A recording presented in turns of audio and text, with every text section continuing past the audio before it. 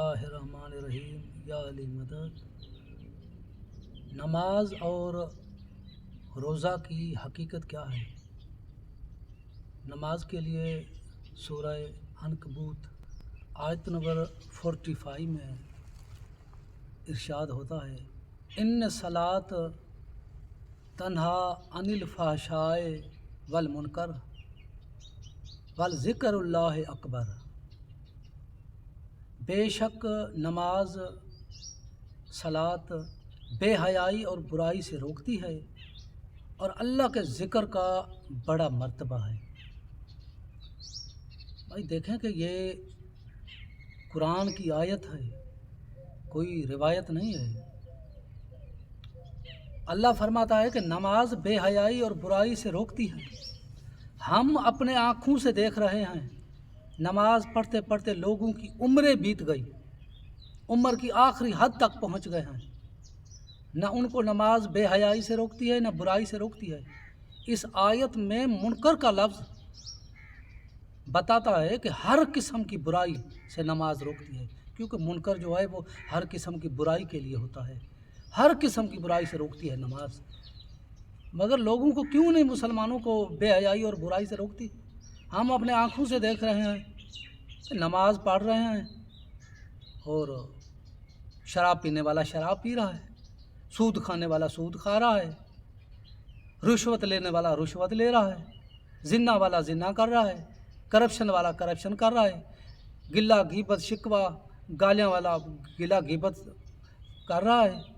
جو بھی جس کا عادت ہے وہ اپنی عادت کے مطابق گناہ کر رہا ہے۔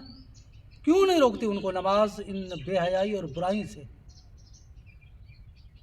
حضرت امام جعفر صادق علیہ السلام الصلاۃ والسلام کچھ نمازی مسلمانوں سے مخاطب ہو کے فرماتے ہیں، خدا کی قسم تم نمازیوں سے تو شرابی اچھے ہیں۔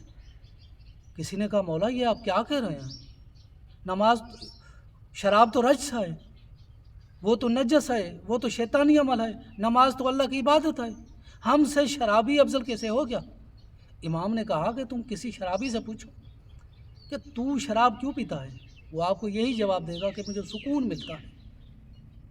امام نے فرمایا جب اس کو حرام سے سکون ملتا ہے اور تمہیں اللہ کی نماز سے سکون نہیں ملتا تو کیوں سکون نہیں ملتا؟ اس کے کیا وجوہات ہیں؟ اس کے لیے سورہ نساء کی آیت نمبر 142 اس میں ارشاد رب العزت ہوتا ہے کہ نماز میں سکون کیوں نہیں ملتا، اس کی وجہ کیا ہے؟ وَإِذَا قَامُوا إِلَى الصَّلَاةِ قَامُوا كُسَالَىٰ يُرَاءُونَ النَّاسَ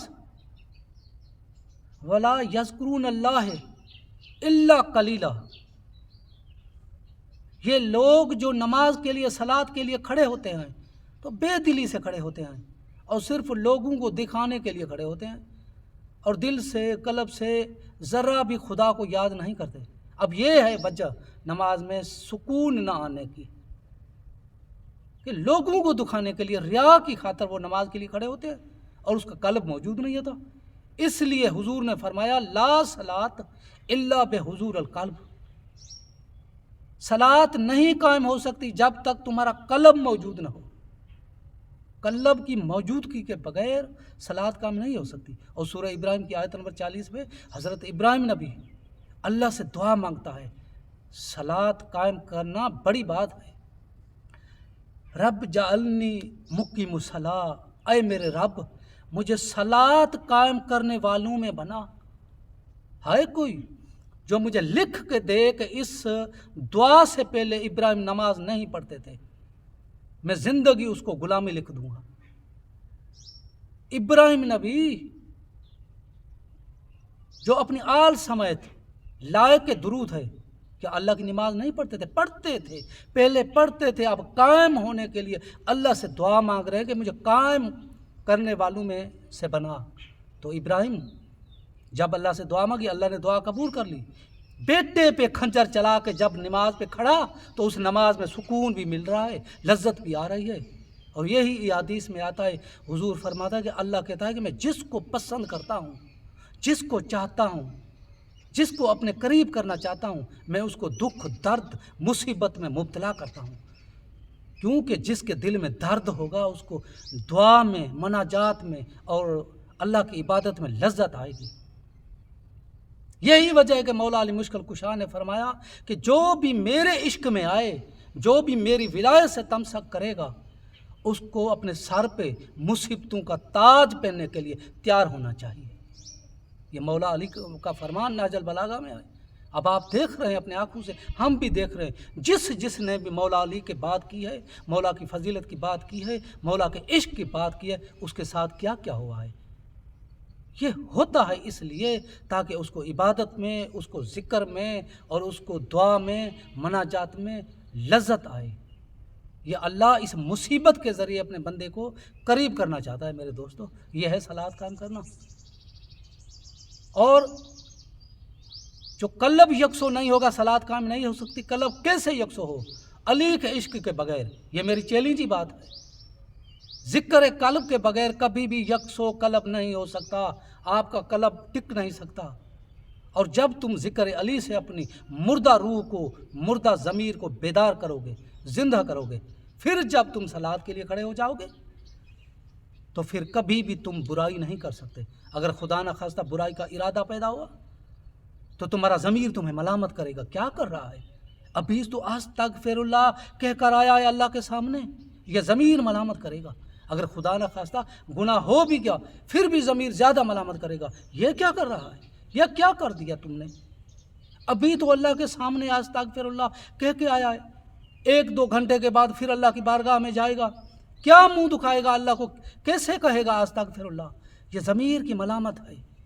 جو زندہ ضمیر ہوتا ہے، جو ذکر علی سے زندہ کیا جاتا ہے، وہ ملامت کرتا ہے۔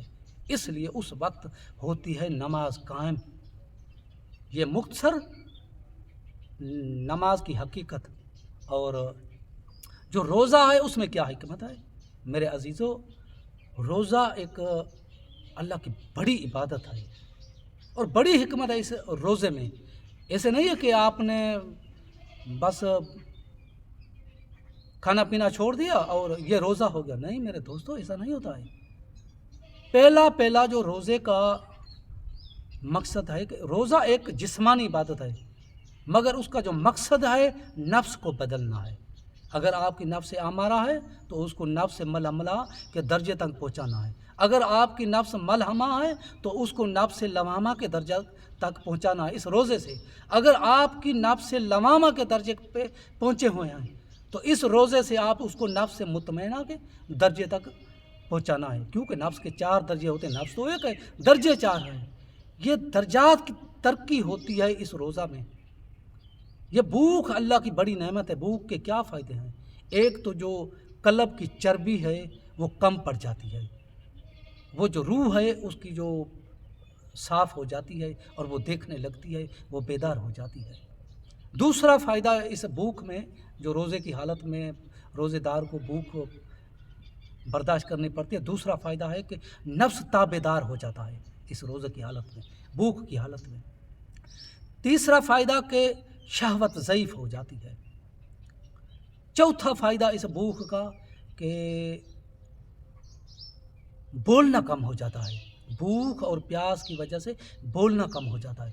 جب بولنا کم ہو جاتا ہے کئی زبان کے آفتوں اور گناہوں سے بندہ بچ جاتا ہے، مثلا غلہ، غیبت، جھوٹ، شکوہ، کسی پہ الزام لگانا، جھوٹی قسم کھانا وغیرہ وغیرہ، جیسے جو گناہ ہیں زبان سے جو تعلق رکھتے ہیں اس سے بندہ بچ جاتا ہے، کیونکہ بھوک سے بولنا کم ہو جاتا ہے۔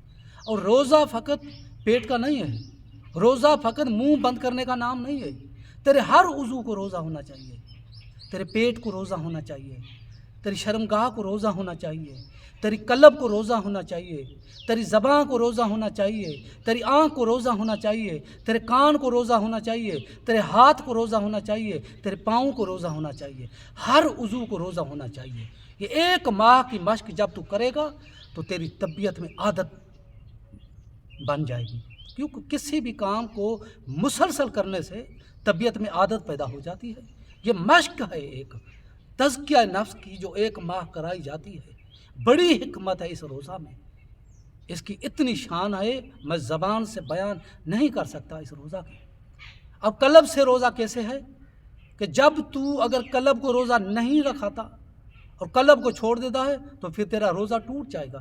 جو گناہ قلب سے تعلق رکھتے ہیں اس کے لیے روزے میں پرہیز کرنی چاہیے۔ مثلا کفر قلب سے تعلق رکھتا ہے، روزے میں اس کی منع ہے، نہیں تو تیرا روزہ ٹوٹ جائے گا، اب تیری مشق ہو رہی ہے۔ اب جو اللہ کی رحمت سے نا امیدی گناہ ہے، یہ قلب سے تعلق رکھتا ہے۔ روزے کی حالت میں کبھی بھی اللہ کی رحمت سے نا امید نہ ہونا چاہیے، اب اس کی بھی مشق ہوتی رہے گی۔ اب اللہ کی غضب سے لاپرواہی نہیں کرنا چاہیے، کیونکہ وہ لاپرواہ ہے، وہ بادشاہ ہے۔ بڑے بڑے جو بزرگ تھے وہ روتے تھے، اس لیے روتے تھے کہ وہ بے پرواہ بادشاہ ہے، اللہ لاپرواہ ہے۔ جب اللہ نے ابلیس کو دھکے دے کر کے اپنے دربار سے نکال دیا تو میکائیل اور جبرائیل دونوں رونے لگے۔ اللہ نے کہا کہ تم کیوں روتے ہو؟ تمہیں دکھ ہو رہا ہے ابلیس کے نکلنے کا؟ وہ کہتے ہیں کہ تیری لاپرواہی پہ روتے ہیں، ہمیں کوئی پتہ نہیں کہ تقدیر میں کیا لکھا ہے، تیری تدبیر ہم کو کون بتائے۔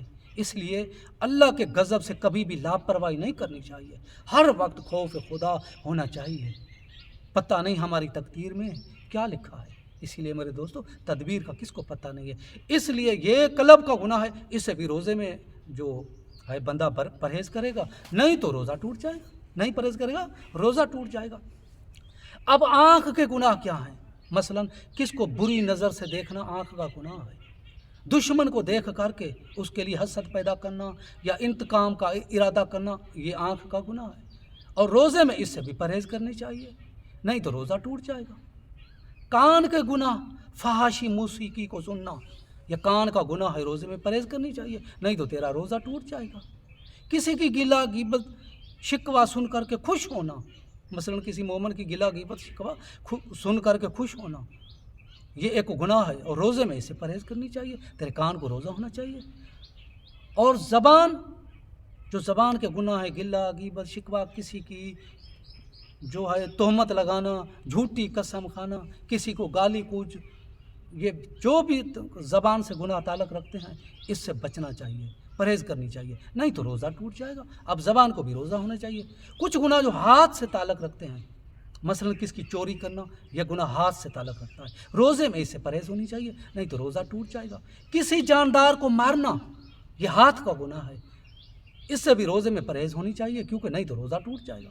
پاؤں کے گناہ، کسی ظالم کی مدد کے لیے چل کر جانا، کسی برائی کے ارادے کے لیے چل کر جانا، یہ پاؤں سے گناہ تعلق رکھتے ہیں، اس کے لیے بھی روزے میں جو پرہیز کرنی چاہیے، نہیں تو روزہ ٹوٹ جائے گا۔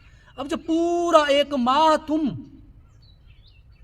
پرہیز کرے گا ہاتھ کے گناہوں سے، پاؤں کے گناہوں سے، آنکھ کے گناہوں سے، کان کے گناہوں سے، قلب کے گناہوں سے، شرمگاہ کے گناہوں سے، زبان کے گناہوں سے، ہر عضو کے گناہ سے ایک ماہ جو مشق کرے گا، پرہیز کرے گا، پھر تجھے عادت پیدا ہو جائے گی۔ اگر پھر بھی گنجائش ہے تو اس کے لیے سنت روزے رکھے گئے ہیں، اپنی گنجائش کو پورا کریں۔ اب حالت کیا ہے؟ پورا ایک ماہ گزر جاتا ہے، روزے رکھنے والا روزے دار ویسے کا ویسا، سود کھانے والا سود کھا رہا ہے، شراب پینے والا شراب پی رہا ہے، گالی کوچ نکالنے والا گالی کوچ دے رہا ہے، بے ادبی کرنے والا بے ادبی کر رہا ہے۔ وہ بتلا تو نہیں ہے، یہ کام ہے ایک حمام میں سارے ننگے والا، ایسا روزہ نہ کوئی رکھنے والا ہے نہ کوئی بتانے والا ہے۔ اسی لیے اللہ پاک قرآن پاک کی سورہ رات میں ارشاد فرماتا ہے، ان اللہ لا یغیر ما بقوم حتی یغیر ما بانفسہم، جب تک تم اپنی نفس میں خود تبدیلی نہیں لاتے اللہ ہرگز تمہاری نفس کو تبدیل نہیں کرے گا۔ یہ روزہ ایک مشق ہے نفس کو تبدیل کرنے کی، تاکہ تم اس نفس کے درجے کو بڑھاؤ، اس کو لمامہ کے درجے تک پہنچاؤ، پھر اس کو جا کر کے مطمئنہ نفس کے درجے تک پہنچاؤ۔ اور حضور پاک کی نبوت کا جو اہم فریضہ تھا وہ تھا تزکیہ نفس۔ سورہ جمعہ کی آیت نمبر 2 کو پڑھیے، هو الذی بعث فی الامیین رسولا منہم یتلو علیہم آیاتہ ویزکیہم ویعلمہم الکتاب والحکمہ، میں نے آپ کے پاس امیوں میں سے جو کسی کے پاس پڑھا نہیں ہے، میں نے پڑھا کے بھیجا ہے، وہ نبی بھیجا ہے جو آپ کے سامنے قرآن کی آیتیں پڑھتا ہے، آپ کی تزکیہ نفس کرتا ہے اور آپ کو دانائی اور حکمت کی باتیں بتاتا ہے۔ تزکیہ نفس حضور کی نبوت کا اہم فریضہ تھا۔ تو اس کے لیے میرے دوستو اس بات کا خیال رکھیں، کوئی بھی عبادت کریں، آپ دیکھیں کہ اس عبادت کا مقصد کیا ہے۔ اس کی جو حکمت کیا ہے، اس کی حکمت کو نظر میں رکھیے گا، انشاءاللہ تعالیٰ اللہ آپ کو ہدایت دے گا۔ ہماری آپ کے لیے دعا ہے کہ اللہ تعالیٰ آپ کو شاد و آباد رکھے، اللہ کی عبادت اچھی طرح سے کرنے کی توفیق عطا فرمائے، یا علی مدد۔